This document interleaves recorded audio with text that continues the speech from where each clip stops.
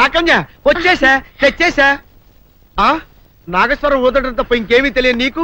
పొయ్యి ఊదే కర్మ పట్టిందా? అక్కడ ఏంటి అలా రెచ్చిపోతున్నావు? నేను తెమ్మనవి తెచ్చావా లేదా? తెచ్చానండి బాబు. ఇదిగో ముక్క, ఇదిగో చుక్క. సారా నా చేతికిచ్చి నా కాడు తీసుకో. కాళ్ళేంటండి బాబు, మొత్తం అన్ని పిసికేస్తాను. మంగారు మా పెళ్ళి ఎప్పుడు చేస్తారండి? అప్పుడేనా, ముందు నా కోరిక తెచ్చాలి కదా. చెప్పు మా క్షణంలో తీర్చేస్తాను. ఏముంటాయి, బల్లి బుర్రలో ఉన్న రసాన్ని 1 లీటర్ తాగాలని ఉంది. ఏంటి? ఎద్దు కన్ను, దున్నపోతు గుండె, గుర్రం నాలక ఇవన్నీ తీసుకొచ్చి శనికాల మీద వేసి రంగరించి ఉప్పు కారం జల్లి కటకముక్క మాంసం తీసుకొచ్చి దీంట్లో కలిపి ఉడికించి బటన్ అదేంటమ్మా తిమింగలం మాంసం, అదే తిమింగలం పాలతో చేసిన పాయసంతో కలిపి తింటా నా సామి రంగా. బాబు గారు అయ్యా, ఇదేం బాలేదయ్యా. ఏంటే నువ్వు అనేది? ఈ బుల్లోని మరీ అంత ఏపుతుండే ఏం బాలేదు. ఏంటే ఆయన చూసిన తర్వాత నీ మనసు దిల్కుష్ అయిపోయిందా? అవునయ్యా, ఆ బుల్లోని ఏడిపించింది చాలు గాని మా ఇద్దరికి ముడిట్టే. నీకు ఇష్టమైతే నాకే ఇష్టమే అమ్మడం. ఆ నువ్వు సంగతి మర్చిపోకు. ఆ నువ్వు నాకు కనివైన బేమలో ఉన్నాడు. నీ పెళ్లి అయ్యాక కొంతకాలం సంసారం ఏదాకా అదే బేమలో ఉంచాలి, లేకపోతే నీ బతుకు అదిగో అలా బూడిదిపోలు అయిపోతాయి. నాగకన్యా, ఓహోయ్ ఓహోయ్ ఓహోయ్, నా నాగకన్య నాకు దక్కించండి. మీ మేలు జన్మలో మర్చిపోను. ఇదిగా నా మేలు మర్చిపోయినా పర్వాలేదు గాని ఓ సంగతి మాత్రం మర్చిపోక. ఏంటండి? నా కూతురు పెళ్ళయ్యాక దానికి కంటమటగానో నీటి చొక్కన కారిందో కాట్లే పెట్ట కారణమనండి. శబాష్ శబాష్, అయితే నీ షాదీ రేపారా?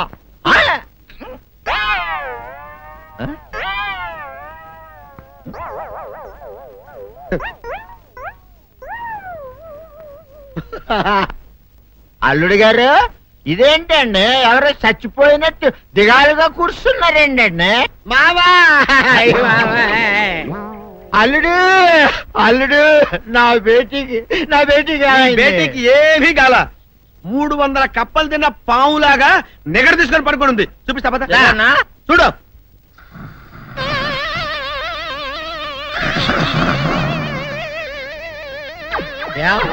ఏమైంది? పొద్దున్నే 10 కోడిగుడ్లు 10 లీటర్లు పాలు తాగటం, తెల్లకిలా పడుకోవటం, మధ్యాహ్నం బండి అన్నం తింటాం, తెల్లకిలా పడుకోవటం, రాత్రి వరకు ఇదే పరిస్థితి. మధ్యలో కర్ర తీసుకుని కొట్టినా లేవదు. మా అమ్మ ఇంటి పని చేయదు, నా ఒంటి పని చేయదు. దీంతో చస్తున్నానంతే.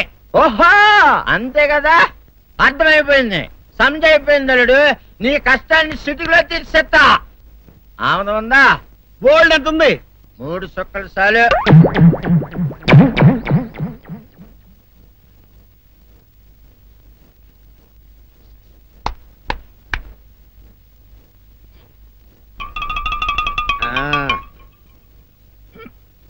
అల్లుడు చెప్పు, ఇప్పుడేం పని చేయాలి? ఉదయం లేవగానే ఇల్లు వాకిలి చిమ్మి రంగవల్లులు దిద్దటం, ఇంట్లో వాళ్ళ బట్టలన్నీ ఉతకటం, వంట వార్పు చేయడం. అంతేనా? అంతే మామ, నీ మీసమదొట్టు. వెంకట సుబ్బమ్మ ఉఠో,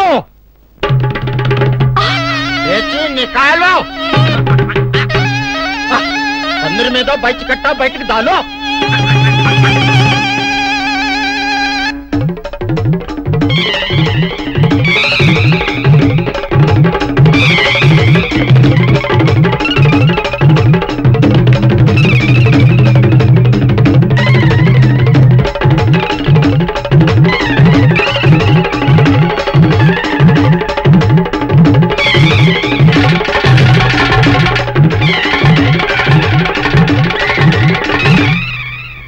అచ్చా అచ్చా, ఇప్పుడు బయటనా?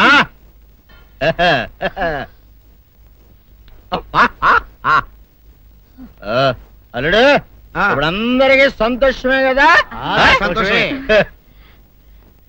అమ్ముడు వెళ్ళొస్తా, వెళ్తూ. మామ నీ కూతురు ఇంటి పని అంతా శుభ్రం చేసింది. అది అంటే అది మరి ఆ పని నీ పైన. ఓహో అర్థమైంది అల్లుడు, అర్థమైంది. అల్లుడు, రాత్రికి శోభనంగా అందంగా అలంకరించుకో, ఆ తర్వాత నేను చూస్తా. ఆ శ్రమ నీకెందుకులే మావా. సాధారణంగా అల్లుళ్ళు కట్నం కింద కార్లు, స్కూటర్లు, వాచీలు, ఉంగరాలు అడుగుతారు కదా. నేను నిన్ను ఇప్పుడేమైనా ఏమైనా అడిగానా మావా? ఏడాడాలా? ఇప్పుడు చిన్న చిరుకాన కోరతాను, కాదనకుండా ఇస్తావా మావా? బిల్కుల్ తప్పకుండా ఇస్తావు కదా మావా? ఓ నా మాట కాదనగను మావా? అననా ఒట్టు ఒట్టా నీకు దండం పెడతా నీ డోలీ మావా. ఎందుకు? నిన్ను తీసుకొని వాయించి మీ అమ్మాయి చేత పని చేయించుకుంటా.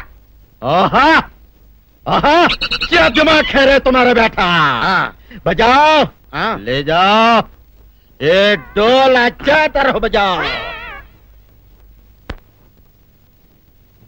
बजाता मावा तू जाओ तू जाओ जातू रे बजाता मावा सरप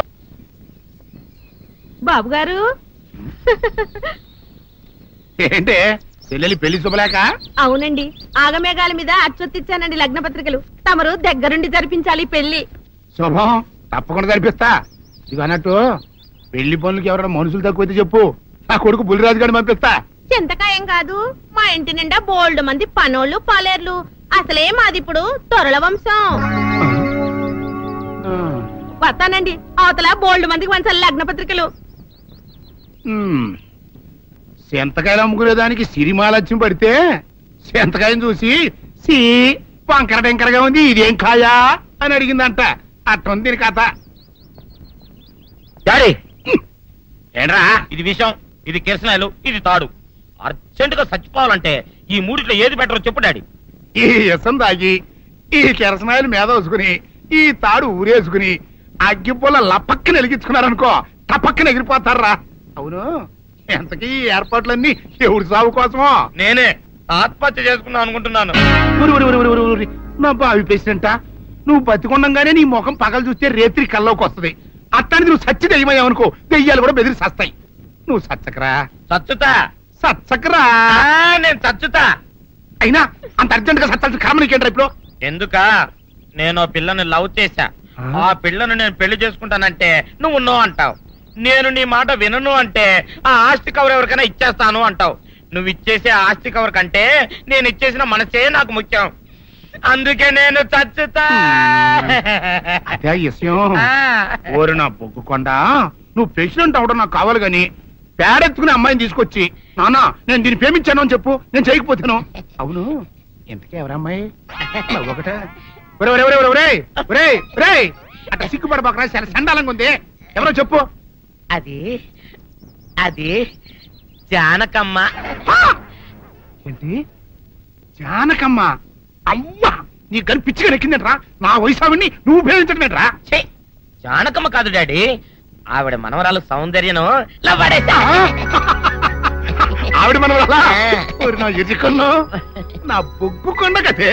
రే, జానకమ్మ గారితో ఇయ్యమందడం అంటే నేను మాత్రం కాదంటని చెప్పు. వెంటనే వెళ్ళి వాళ్ళతో మాట్లాడి ఆ ముఖరథం పెట్టించుకొస్తా. అబ్బా, కింద ఒత్తులు తీసేసి ప్రాణాలు తీసేస్తున్నావు డాడీ. ముఖరథం కాదు డాడీ, ముహూర్తము. ముహూర్తము అదేలా ముఖరథము, అదే పెట్టించుకొస్తా. డాడీ, నేను ఇంకో డాడీ కాకుండా నీకే పుట్టినందుకు నాకు పిచ్చి హ్యాపీగా ఉంది డాడీ. ఆనందమానందమాయనే ఈ అందగాడు పెళ్లి కొడుకాయనే. తాతబ్బాయి గారు, ఈ శుభ సమయంలో మీకు విషయం చెప్పాలండి. మా బుల్లిరాజు గారు పుట్టినప్పుడు నా గురించి డాడీ చెప్పు చెప్పు చెప్పు. మా బుల్లిరాజు గారు పుట్టినప్పుడు మా ఆవిడికి పురుడు పోసిన మంత్రసాని ఈయన చూసి పుట్టింది పంది పిల్లేమో అనుకుని అని అడిచి ముడిచిపోయిందండి. డాడీ ఇప్పుడు అవన్నీ ఎందుకు? ఊరుకోవా, మన జీవితాల్లో గొప్ప ఈ చిత్రాలు జరిగినప్పుడు 10 మందికి చెప్పుకోవాలా. ఇప్పుడు మంత్రసాని మూర్చిపోయింది కదండి.